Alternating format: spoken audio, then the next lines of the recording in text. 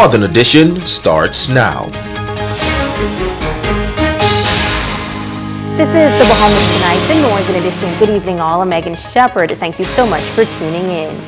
A major development for the island, moving one step closer to breaking ground and construction after a heads-up agreement was signed yesterday in the nation's capital.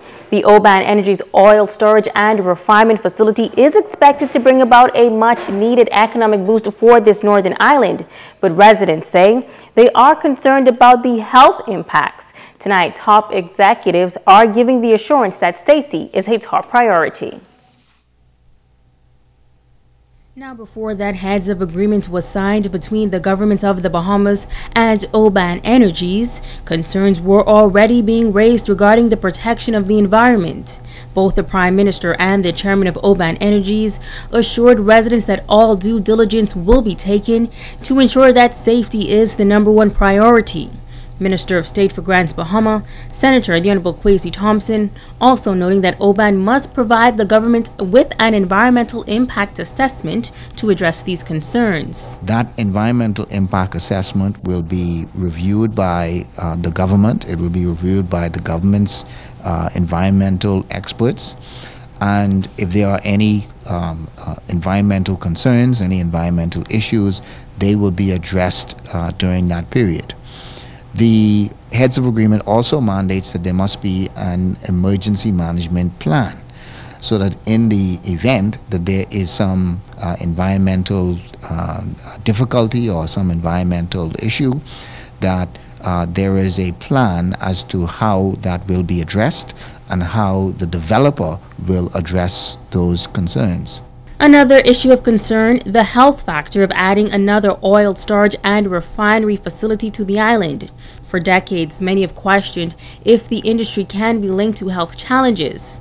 Chairman Peter Krager says that technology has improved tremendously over the decades. The technology that's available today has made for a much more efficient and cleaner way of processing crudes.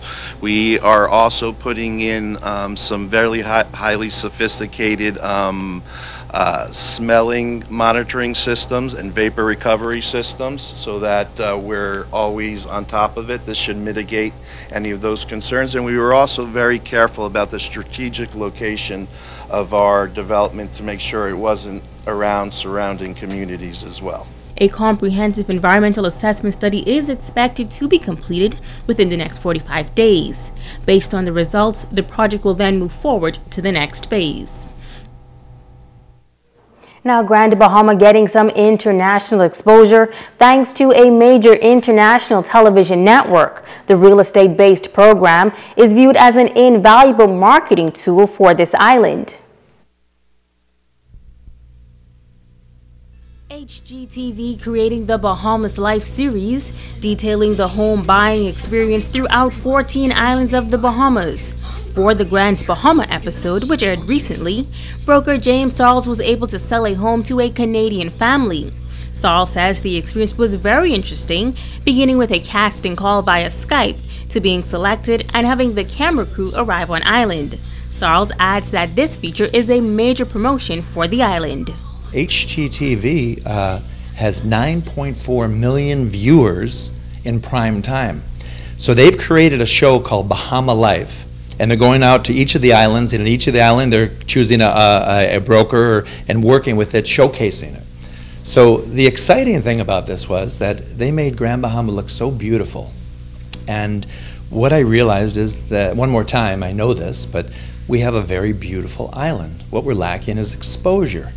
So here's 9.4 million people looking at beautiful property, and they made everything look so perfect, but they didn't make it up. We have the beautiful beaches. We have everything going for us. Sarles believes Grand Bahama is a diamond in the rough. He is calling on the residents and the powers that be to do their part to present Grand Bahama in the best possible light, noting that such a program showcases Grand Bahama to the world. It was a very interesting shoot. I got to show off properties in the Bahamas, and I've been getting calls from all around the world. Not only because I told people that it would be on, is because HGTV is, some people, they have that on, that's their go-to channel. So really we as a nation and as someone with a tourist product and a second home product, we have to do more marketing. Sarles has been very vocal in the past about his love for Grand Bahama and his desire to see it return to the beautiful and bustling city it once was. He says derelict buildings are casting a negative image on this destination. He is calling for a major overhaul. I believe that everybody's got to step up to the plate and make our island beautiful so that we have a great product. So that's my little pet peeve, and I'm going to keep on hammering until this gets done because it affects my business. Everybody knows that real estate prices are down, transactions are down, and part of it is people come to the island and they're curious what's going to happen. This is our hotel directly across the way. A year and a half later, closed. And I know there's talk about the wind, but I just want everyone to get a move on. We all need it. The series Bahamas Life airs on the HGTV network on cable channel 250. Megan.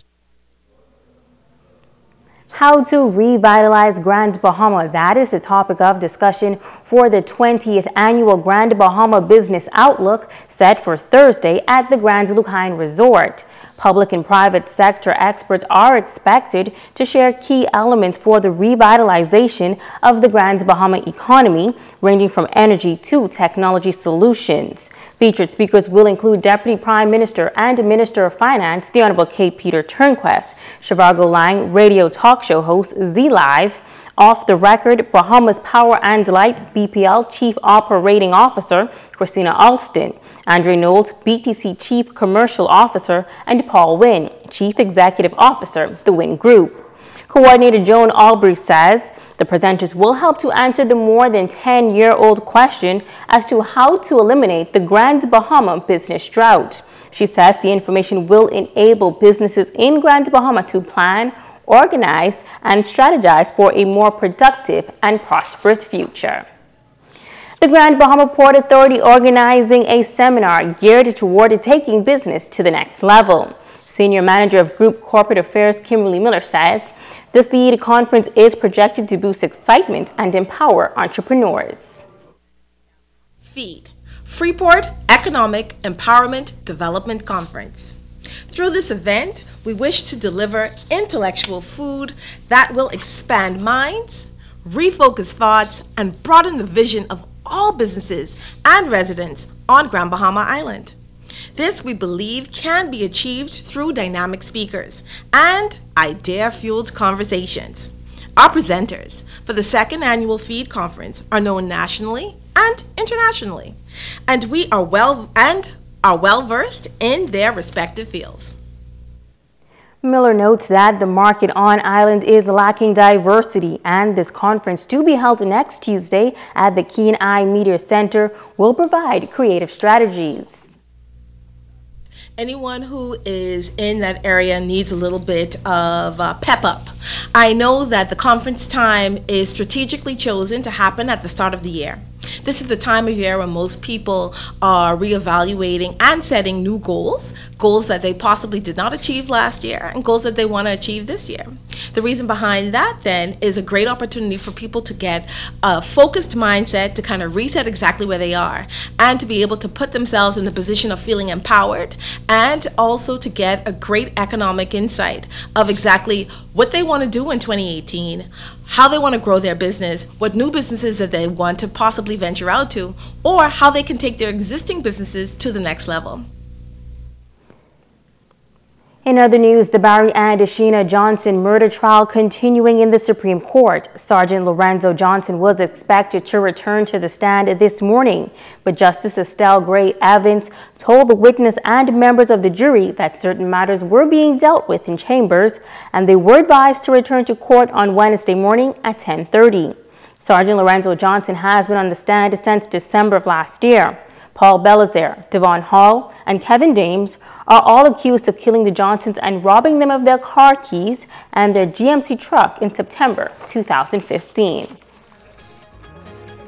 Stay with us. The Bahamas Tonight, the Northern Edition continues in just a moment.